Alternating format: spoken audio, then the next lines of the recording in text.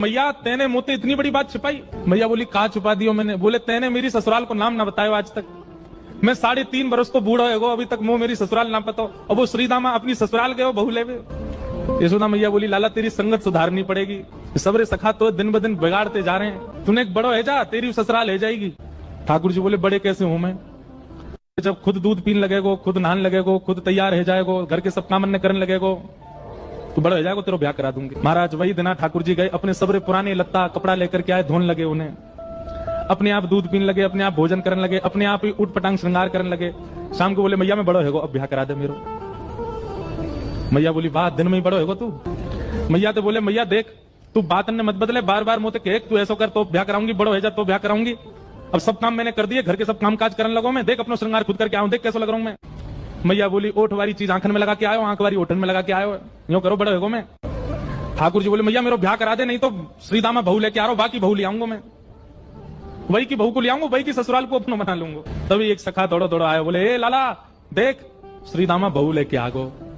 बहू को नाम सुनते ही ठाकुर जी तो मचल गए, लेके चल मुझको जल्दी। मैया रोकने लगी, बोले लाला ने सुधर के तो जा, कैसे बन के जा रहा है। ठाकुर जी तो दौड़े दौड़े गए, बोले बीच रास्ता में रोक ली, सबको कथा पता है।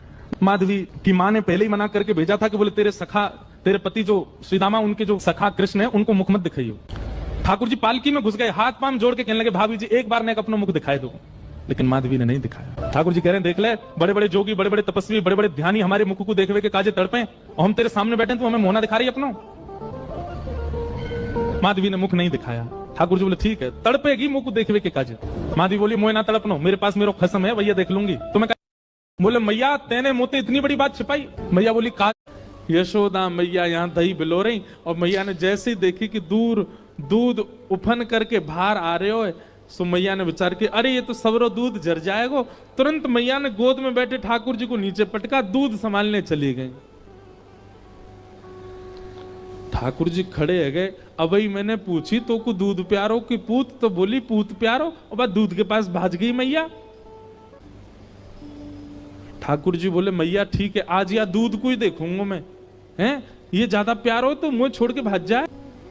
सो ठाकुर जी ने एक बड़ो सा डंडा उठायो और जो मैया दही बिलो रही थी उस मटकी में ही मारा, मटकी फोड़ दी।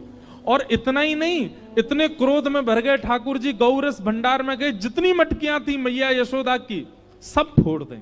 यशोदा मैया ने दूध संभाला और संभाल करके पीछे मुड़ करके देखा तो माँ दही की हंडी फूटी पड़ी है और सबरे मटका फूट रहे हैं और लाला उछल उछल करके सबरे मटकान को फोड़तो जा रहा है।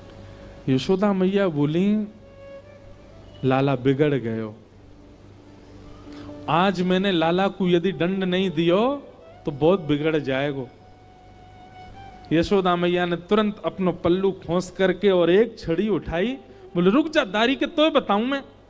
और मैया जैसी छड़ी लेकर के भागी हैं पीछे, आगे आगे ठाकुर जी भाग रहे हैं और मतलब ऐसे भाग रहे हैं मानो जैसे पीछे कोई शेर पड़ गए हो। और चौकड़ी मार के भागने को मतलब ये रे कभी कोई गली में कूद जाएं, कभी कहीं से कूद जाएं, कभी कहीं उछल जाएं। अब यशोदा मैया तो बेचारी 80 बरस की फिर भी पीछे दौड़ रही हैं और ठाकुर जी चौकड़ी मार के यहां थे वहां कूदते कादते भय दौड़ रहे हैं। उस समय आकाश के देवता यशोदा मैया को वंदन करते हैं, बोले मैया जिनके डर के मारे ब्रह्मादि देवता भी भागते हैं वो आपसे डर के भाग रहे हैं आज। यशोदा तेरे भाग्य की कही ना जाए। ठाकुर जी दौड़ रहे हैं, थोड़ी दूर पहुंचे होंगे कि यशोदा मैया तो थक गई और बीच रास्ता में बैठ गई, जोर जोर से सांस लेने लगी, अपने पसीना पहुंचने लगी। इतने में ठाकुर जी ने पीछे मुड़ के देखी और पीछे मुड़ करके देखी यशोदा मैया बैठ गई, एक वृक्ष की आड़ में चले गए और वहीं से कह रहे मैया का भयो तू भाग क्यों ना रही मेरे पीछे।